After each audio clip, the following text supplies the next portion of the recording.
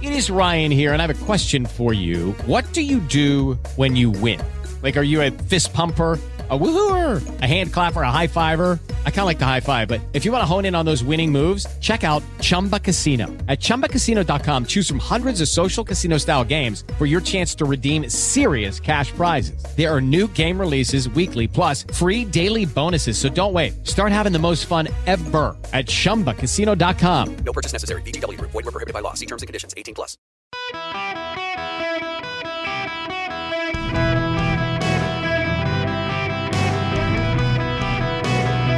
Welcome to the Eric Erickson Show Podcast, Hour 3. Hello and welcome. It is Eric Erickson here across the nation. Glad to have you with me. If you haven't heard the news, Loretta Lynn has died at the age of 90, the coal miner's daughter. The phone number, if you want to be on the program here, 877-973-7425. We will get back to your phone calls. A lot of you want to talk about Herschel Walker. I'm happy to take your phone calls. There is other news today, some of it non-political. And this, Loretta Lynn passing away, iconic singer.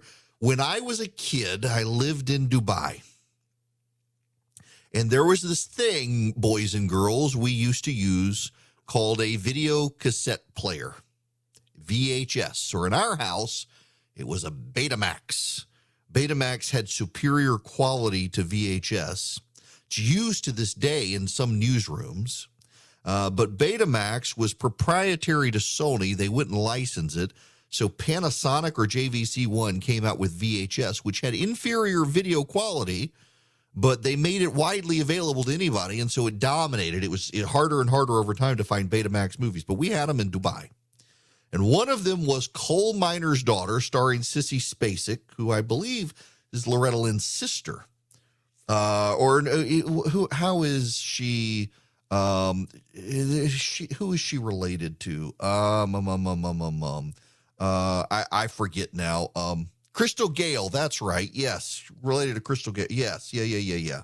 Crystal Gale. That's why it was so. That's why. Yes, thank you. Sissy Spacek starred in Coal Miner's Daughter, and I think Crystal Gale was actually in that movie. She starred as Loretta Lynn, and it was something my sisters watched over and over and over and over again. And I got tired of that movie. My goodness gracious, did I get tired of that movie. But my sisters absolutely adored Coal Miner's Daughter. And I heard that song over and over and over again when I was a kid because they loved that movie. Yeah, it was so Coal Miner's Daughter, Academy Award winner in 1980, Sissy Spacek and Tommy Lee Jones in it. And they just watched it on repeat until they wore that Betamax tape out. Now, I need to move on. And I want to move on to a story that is not political. And those of you who want to call about Walker and the other news, feel free to. 877-973-7425. We have a problem. And this is a Gen X problem. Gen X in the 40s, early 50s is Generation X. And we laugh at boomers and we've laughed at millennials, and now our kids, Generation Z, some of them are having problems. Do you know the name Maitland Jones Jr.? Maitland Jones Jr. in some areas is actually famous because Dr. Maitland Jones Jr., who is 84 years old, wrote the textbook on organic chemistry. It's actually, the textbook name is Organic Chemistry. It's a 1,300-page textbook. It's in its 5th edition. He actually pioneered a new way to teach organic chemistry that relied less on memorization and more on how to solve problems within organic chemistry to develop the analytical reasoning of future doctors. Now, if you've ever gone to college, you probably are aware that organic chemistry is in every university setting the class in which they weed out the kids who aren't smart enough for med school. I went to Mercer University in the 1990s. Mercer University had an organic chemistry class, and it was just known if you failed organic chemistry, you were not going to med school. Might as well pack it up. You want to go to med school? You better do well in organic chemistry. They had an entire tutoring section devoted to getting kids through organic chemistry who wanted to go to Mercer's medical school. It's a great medical school. Focuses on rural medicine. It's a great school. And you had to get through organic chemistry. Organic chemistry is a make or break class for kids who want to go to medical school. And thus, the man who writes the textbook on organic chemistry is in hot demand. He taught at Princeton University for decades and then moved to New York University, has received awards for teaching. He has been regularly recognized as one of NYU's coolest professors. And then last spring, Gen Z got a hold of him. Of the 350 students, 82 of his students signed a petition saying that the class was too hard. They blamed him for their bad test scores. The professor and his colleagues in the chemistry department said this is nonsense. They provided extra resources for the kids. They provided tutoring from the professor himself. They provided videotape lectures the kids could watch at a slower pace. They provided workshops. They did all this.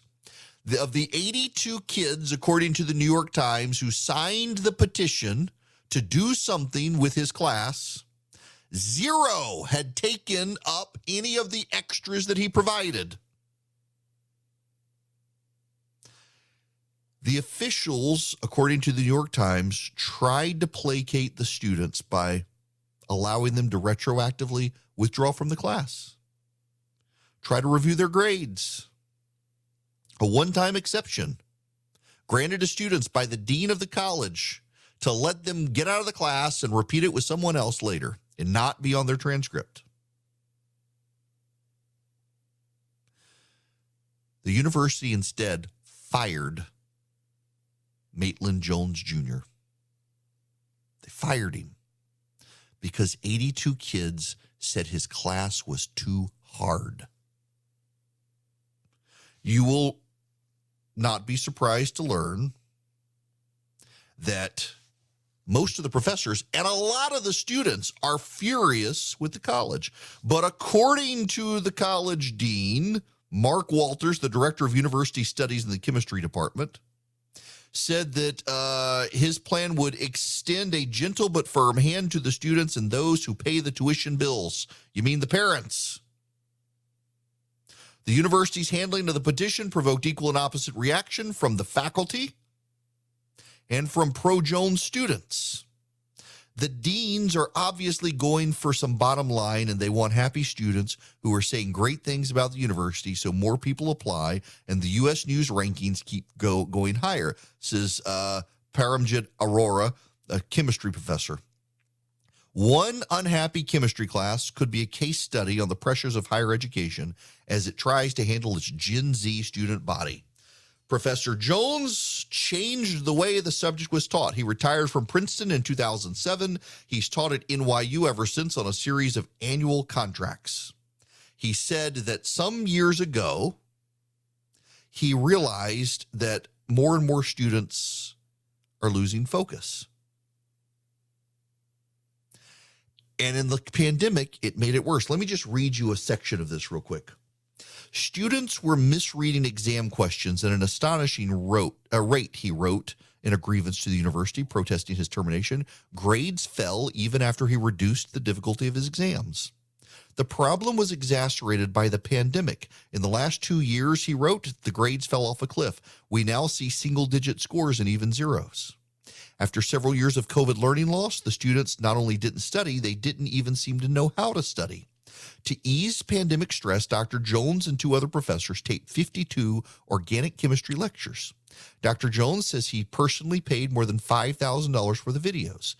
That was not enough. In 2020, some 30 students out of 475 filed a petition asking for more help. They were struggling. They didn't have good internet coverage at times at home. The professors assuaged the students in an online town hall meeting. Many students were still having problems.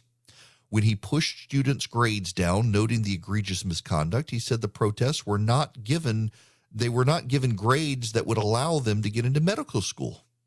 And by the spring of 2022, the university returned with fewer COVID restrictions, but there was so much anxiety among the kids. The students criticized Dr. Jones for reducing the number of midterms exams from 3 to 2. Dr. Jones says he had to reduce from 3 to 2 because the university expected him to give an organic chemistry test 6 days after the semester started. So he canceled it. He said in an interview he reduced those exams and he couldn't do Zoom classes because the Zoom quality in his room, the university wouldn't upgrade it so that kids could see the board on the camera. Now, there's a larger issue here.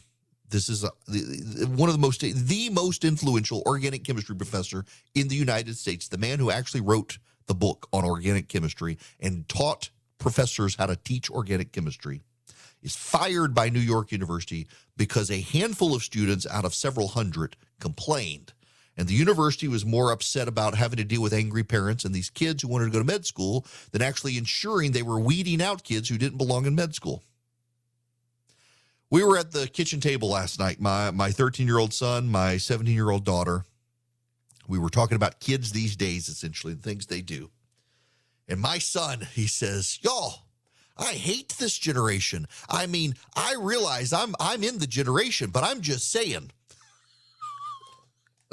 No work ethic, lazy. It's remarkable to me. And after COVID, it's gotten worse. And there is a real divide shaping up in this country between the kids who were in public schools who suffered lockdowns and the kids who were able to bypass the lockdowns because they went to good private schools that kept the schools open and did what they could to get the kids ahead. And those kids in the private schools who got ahead and the kids who went to public schools in red states who were able to stay open are going to be the employers of the other kids. The problem is there are more kids who suffered than there are kids who didn't. And those kids, the ones who suffered, are going to demand some sort of affirmative action program in a decade from now. And of course, the government's going to be hard pressed not to give it to them. Going to have to hold the line. It really is remarkable to me the amount of pampering we're giving to a lot of kids these days. Now, my kids have it easy. My kids, my view to them is y'all don't have to go get a job while you're in school, so long as you are working hard and your grades are good. And if you're keeping up your grades, I'm okay. This is what my parents did to me. I never had a job when I was in high school. My wife did. We lived out in rural Louisiana when we moved back from Dubai, and there really wasn't a place for me to go get a job. But my parents' view is that as long as I'm keeping my grades up, I don't have to get a job. And that's kind of my view with my kids. And now with my oldest, I'm starting to think as long as you're out volunteering and you're being a part of the community in some way, you don't have to get a job. I want you to do good and learn a work ethic, whether it's volunteering or at a job. If you want a job, go get one. But as long as you're learning a work ethic, I want both of my kids to have a work ethic. And I am hearing more and more stories about kids my kids' age, teens and younger, who do not possess responsibility or a work ethic to get anything done. And now they're headed into college, and colleges in the North in particular are bending over backwards to cater to these kids. And it's not doing the kids any favor. They're going to get into the workforce and fall behind. If you can get your kid to get a good work ethic and good responsibility and understand life and understand it's not fair and they're the employee, that means they don't get to boss others around, they're going to get a leg up in life. These kids at NYU, I don't want any one of them, the ones who couldn't pass organic chemistry, I don't want them to be my doctor. I mean, they couldn't figure out the analytical skills to get through organic chemistry and instead had the professor fired instead of taking it over, hiring a tutor, and doing better. I sure as hell don't want one of them as my doctor in the future. But that's what so many universities are producing. I wonder, there was a story the other day that a lot of southern schools that haven't gone woke are seeing a surge in applications from up north. And I wonder if a lot of these schools like NYU and Yale, Columbia, Oberlin College that have gone so woke, if they're ultimately going to pay the price because the smart kids, the good kids, the ones with the work ethic, avoid them like the plague and go to schools further south where they never went as woke. That could happen. The market will sort itself out. So winter is coming, and I got to tell you, I love the weight of the Bull and Branch sheets. I like them in the summer when it's hot and you don't want a lot of covers on you, but in the wintertime, they're just the perfect weight, the perfect, I don't know, smoothness. They're 100% organic cotton threads. They've got super softness. They get softer every time you wash them. They're just, the drape when you're laying down and stuff, they're just perfect sheets. I love them.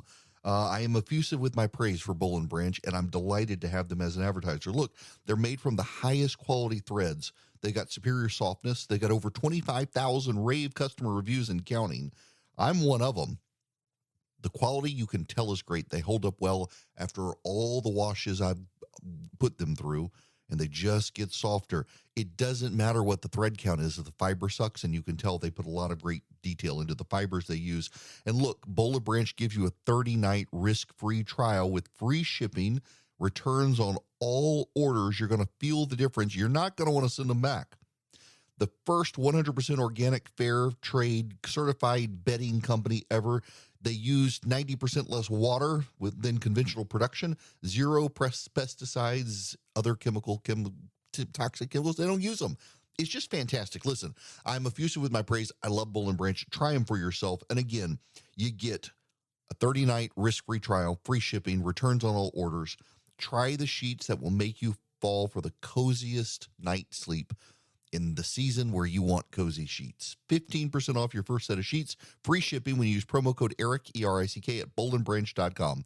That's Bull and Branch, B-O-L-L-A-N-D, branch.com. The promo code is ERIC. Trust me, they're worth it. We got 5 bedrooms, 5 beds, Bull and Branch sheets on every bed. Hello there. It is Eric Erickson here across the nation. The phone number is 877-973-7425. Real quick, a buddy of mine said he was interviewed. He's a Georgia Politico. I'll leave his name out of it. I don't want him to get blown up on text messages. But he said the way he sees this vote in Georgia between Warnock and Walker now is this: the choice between someone who is alleged to have paid for one abortion more than a decade ago versus someone who wants to pay for every abortion with your tax dollars. It's one way to look about the race. Now, let's jump back to the phones. We got a lot of people who've been waiting on hold. Doug, you're going to be up next. Welcome, Doug. How are you? I'm doing well, Eric. Thank you so much for allowing me on here. And that point you just made, I'd like to just piggyback to that. As we know, the latest accusation, as a fellow Christian, I can relate to this as an accusation that Walker did that. He's saying, no, he didn't. They're saying, yes, he did. So we really don't know for sure if he did it. But we do know for sure that Warnock supports women murdering their babies in the womb, little boys and little girls, and about 60 million of them plus. And he supports that. In fact, I did an email to him, and the last line of that email was, all lives matter, including the unborn. But he insisted that pro-choice, so he wants the women to be able to choose to murder their children. So that, and you take that along with the economy, and you say, okay, the average gas price when this administration took over was $2.38, and they took it up to $4. The inflation rate was 1.5%. They took it up to 9.5% at one point. The stock market has dropped by 7,000 points. I could go on and on, but you take all that and you say, that's a no-brainer for me. I'm voting for or against Warnock, but for Walker, I guess. Yeah, so look, I see what you're saying, Doug, and thanks very much. That's well stated. And just the question is, who's in the majority here?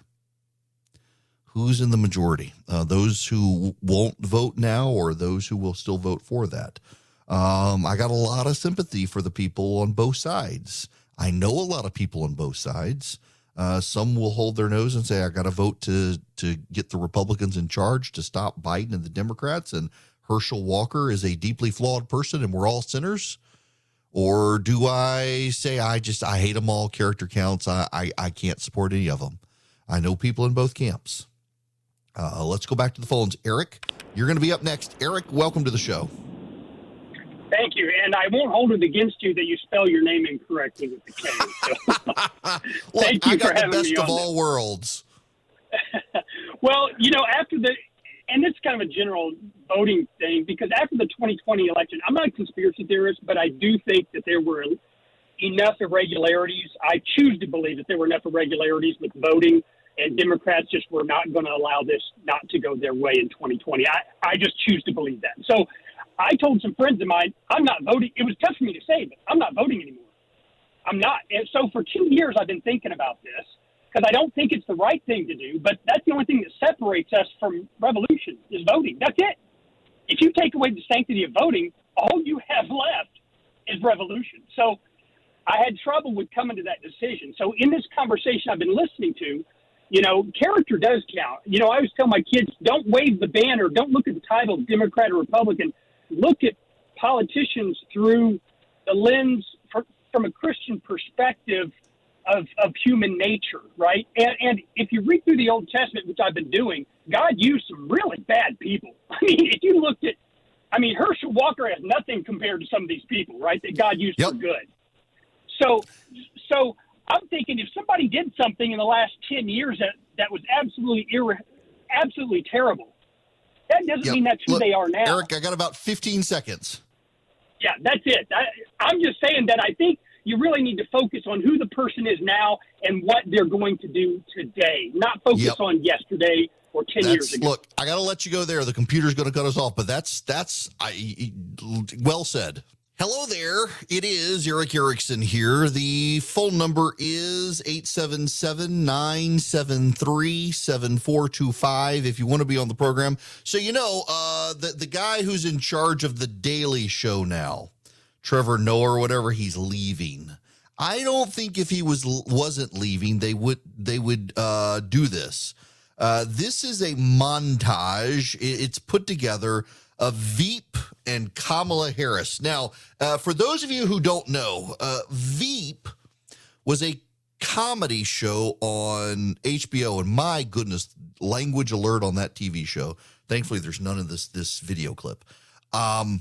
Veep was about a woman named Selena Myers who wanted to be president. She was a member of Congress. She became vice president, ultimately became president, and she was a profound idiot.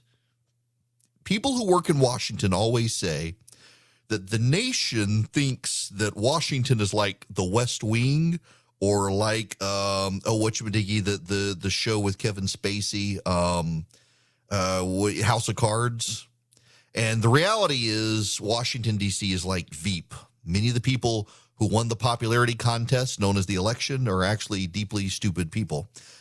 This is what the Daily Show put together. You'll hear Selena Myers, who's the comedy played by Julie Louis-Dreyfus, and you will hear Kamala Harris. Remember, the Veep character is well known to be an idiot, and this is the montage between the two of them. My fellow Americans, words have many meanings, and sometimes instead of conveying our meaning, they can suggest other meanings. When we talk about the children of the community, they are children of the community. Well, we are the United States of America because we are united. And we are states. Talking about the significance of the passage of time, right? The significance of the passage of time. So when you think about it, there is great significance to the passage of time. Whatever we have in store cannot be known. The past was once the future. The future is, I should say, unknown. We got to take this stuff seriously as you are, because you have been forced to have to take it seriously. Obesity is a serious disease, and it needs to be taken seriously. You need to get to go and need to be able to get where you need to go to do the work and get home. I hope that clarifies the issue, and this can be the last word on those words. Certain issues are just settled. Clearly we're not. No, that's right, and that's why I do believe that we are living, sadly, in real unsettled times. Well done. Well done. Well done. Okay. Let's go back to the phones. 877-973-7425. Alan, you're going to be up next. Welcome to the Eric Erickson Show, Alan. Yes, sir. You mentioned the importance of Mr. Walker making a response to the recent allegations. I think he should issue a statement to Mr. Warnock saying, we've both had troubled marriages. We've both been angry. We've both said things we should not ever have said. However, actions speak louder than words, Mr. Warnock. I've never hit my wife. I've never shot my wife, and I never ran over her with a car. It's not a bad way to do it, because Warnock did run over his wife with a car. I mean, they got her on audio talking about it. By the way, Warnock should unseal the divorce proceedings. Warnock has sealed his divorce proceedings. Maybe they need to be unsealed. Back to the phones, 877-973-7425. David, welcome to the Eric Erickson Show. Yeah, good afternoon, Harry. This is David from Dakota. Yeah, my response is about your take on the issue that integrity does not matter, that it's only issues that matter. I mean, that one can only hold water if you're appealing to a core Republican. But if you really want to attract independents like myself, we want to know whoever we are voting for. If not, there wouldn't be any need for names on the ballot. You just put Republican and Democrat. Yeah, because you want to know who you are voting for. You don't want to hire an ex-child abuser to watch over your kid. You want to know whoever it is. And because of lack of integrity, that's why people promise heaven and earth. They go to the Senate and do what they want. And if you look at what happened in the area of Tea Party movement, we have a lot of senator and House of Assembly members that went there because promising heaven and earth. Until today, none of them have been able to do what they promised they were going there to do. One of it was to reduce the cost of governance in this country. It's still the same issue since then till now because we don't have men of integrity. And if you continue in that way, it will get to a point that if Democrats are able to present a good person to run as governor in Georgia, that will be the end of Republicans. Because we cannot continue to do that. We want to know who we are voting for. Integrity does not matter. We know the issue, but we want to know somebody that is honest enough to go there and do what they promise. So that's why the integrity matters. Yeah, look, David, I think that's well said. A character at the end of the day has to count because you got to be able to trust that these people who say what they're going to do what they've pledged to do, and so often they go break their word in Washington. The question, however, remains, and we won't find this out until Election Day. How many people are there in the integrity counts? The person's got to have integrity or I won't vote him camp versus, well, yeah, integrity's great, but we got to stop the Democrats. So I'm going to go stop the Democrats. There's an issue there. And I don't have an answer. I genuinely, y'all, I don't have the answer. I don't know. I do know what happened in 2020, which was a lot of people, 27,900 some odd people sat out the race, and that shifted it to Joe Biden and gave it to him. Now, back to the phones. Joy, you're going to be next. Welcome. Hi, Joy. How are you? Okay, thank you so much. I'm good. I just have to say that we've been complaining for 2 years. These horrible progressive policies, we see them in all the different ways. We talk about this and this. And now we're saying, are we going to send a man up there that's going to vote 96% of the time for those policies, or are we going to send another man? I mean, I don't get it. And also, I just heard Herschel speak today for about an hour, spontaneously, just talking about life, talking about principles, talking about hard work, talking about his mistakes and forgiveness and humility. He's not the person that people are debating now. He's a guy that's made a lot of mistakes, and he's owned up to them, and he's going to vote the right way. And I think if they listen to him, they would like him. Yeah, and again, this is one of my issues is his campaign needs the money to get his message out. They need to do it quickly so that voters can actually hear Herschel Walker instead of hearing Warnock defying Herschel Walker for him. Jim, you're going to be the last caller today. Jim, welcome to the show. How are you? Thank you, Eric. I listen to your show every day, but two things I want to push back on you. One, when Claudia called earlier, I think that was her name, she began her conversation saying that Republicans are always talking about morals and integrity, and yet they vote, and I wanted a little follow-up to say Republicans aren't the only ones in that camp. And the other thing is this integrity issue, and your characterization of the two options are hold your nose and vote for a very flawed candidate or lean on integrity. And I think I'm a man of integrity, and I am wholeheartedly going to vote for Herschel Walker because. Well, now, Jim, let me stop you there because I don't want you to misunderstand what I said. There are going to be the people who go vote for Warnock because they want to vote for Warnock, and there are going to be the people who go vote for Walker because they want to vote for Walker. But there are, in the people who may or may not go, there are that group of people who might sit on the sidelines, and those people are divided between two. They are the people who say, it's integrity and I can't do it.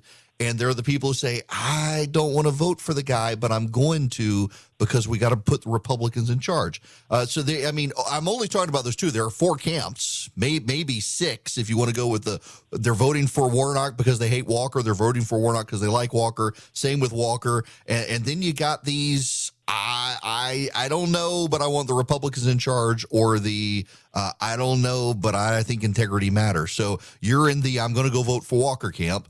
And you're going to go do it, and you're going to stop the Republicans, and God bless you for doing it. But just wanted you to understand what I meant there by focusing on those two camps. Well, thank you. I think integrity also is on the side of not putting someone in Congress or in the Senate who is going to vote for funding abortions by the thousands. Yeah, look, a buddy of mine I mentioned earlier gave a comment to the Daily Beast and said, you're either voting for a guy who allegedly paid for an abortion in 2009 versus a guy who is on record saying he wants all of us to pay for abortions across the United States. That's going to affect people. And frankly, among the Christian community out there, who a lot of them may be on the sidelines, that's kind of the message that Herschel Walker is going to need to take. That I deny what happened. I deny that I paid for this abortion. I denied that I had this relationship. But Raphael Warnock is on the record saying he wants you to pay for abortions across the nation. You can split that message. You got to divide it up.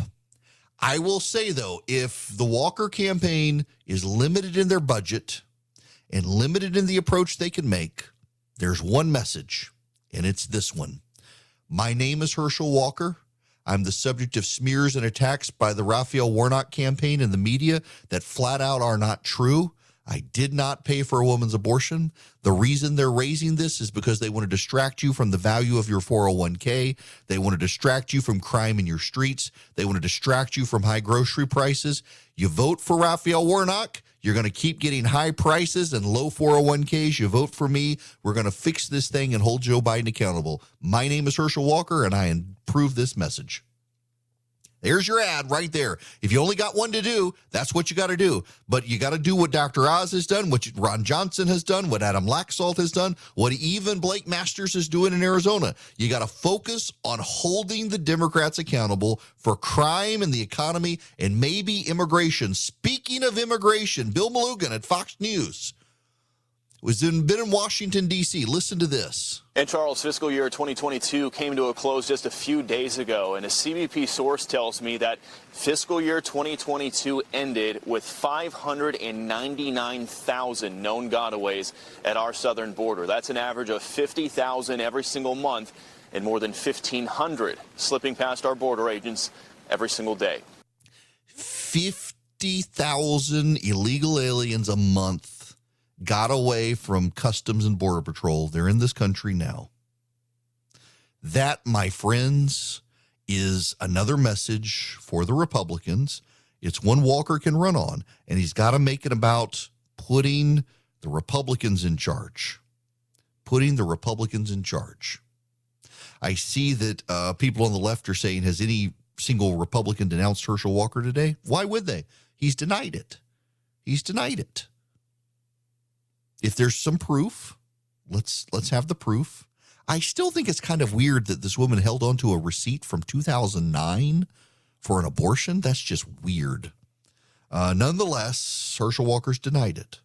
Now, I got to tell you, I wish we could run an Eden Pure for this election. Y'all, the Eden Pure Thunderstorm works. I need you to know, because I get this question all the time, I don't use the Eden Pure and leave it running all the time as an air purifier. It can wipe out the dust and the mildew, the pollen, has electrostatic filters and all that. It does work, but I use it to eliminate odors, and it works so well with that. A buddy of mine was telling me he got one because of me, and can smoke a cigar in his truck, and it wipes out the odors. His wife has no idea. I use it in my kitchen when I fry shrimp. When Christy and the kids are gone, Christy doesn't like seafood smell. I can fry shrimp in the kitchen, fire up the Eden Pure Thunderstorm. It wipes out odors. And I always keep one in my suitcase, because if I'm traveling and a rental car or a hotel room stinks, I can plug up the Eden Pure either directly into the wall or with a USB cord.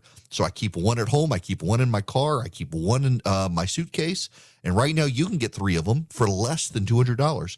You get all 3 of them for less than $200. You're saving $200, and you get free shipping. What you do is go to EdenPureDeals.com, EdenPureDeals.com. Use my name, Eric, number 3. Eric 3 is your discount code. On the very front of the website, it'll ask you for the discount code. You put in Eric, ERICK, and the number 3. And you get 3 of them for less than $200. You're saving $200. You get free shipping. You clean the air. You get one for upstairs, one for downstairs, one for your basement or your RV, your car, your travel bag like I do. And they just work to wipe out odors. EdenPureDeals.com. The discount code is Eric3. Hello there. Welcome back. What an exciting time, isn't it? By the way, there is news. Joe Biden has told Al Sharpton he will run for president again in 2024. Biden allies, according to NBC News, have said he'll seek a second term. The president has shied away from a public declaration. He told Al Sharpton this in a private conversation. Al Sharpton then told his National Action Network staff later that day, "I'm going to do it again," Biden said, as he posed for a photograph in the Roosevelt Room with Al Sharpton, who is an MSNBC host, according to an official of Sharpton's National Action Network, who recounted Sharpton's description. "I'm going." Here's the thing. If the Democrats get blown out of the water in 5 weeks, Biden can't. If they are able to mitigate the damage, then Biden has an argument that he helped mitigate the damage. It's going to be interesting to see how they do this. But there's another part of this too, and that is that the massive amount of people who are in the Democratic Party and under the age of 40 who do not want Joe Biden to run again. That's actually a big issue that they don't seem to appreciate or understand here. The massive number of young voters in the Democratic Party who don't want Biden to run again because Biden does stuff like this. You should have seen Joe Biden standing behind him when Joe Biden said this at the White House yesterday. I was sort of raised in the Puerto Rican community at home politically. And so we came here for a long time, both for business and pleasure, since you're part of the Third Circuit Court of Appeals and Delaware is as well, and I was chairman of the Judiciary Committee. I spent a lot of time in the northern part of the state. Joe Biden was raised in a Puerto Rican home, kind of, sort of. He keeps saying these ridiculous things, and it keeps alienating people. One of the Telemundo anchors, lots of discussions about how Hispanic voters, Latino voters are going to do, was on TV, said this. Latinos are the largest, the fastest growing group of voters. And the numbers are there. Latino voters make up about 1 out of 10 voters. But they're also very unhappy. I mean, the pandemic hit them very hard. The economy is hitting them very hard. Inflation is hitting. They are unhappy about the job quality. And if you see the main issues Latino care about, they are right there: economy, the job quality.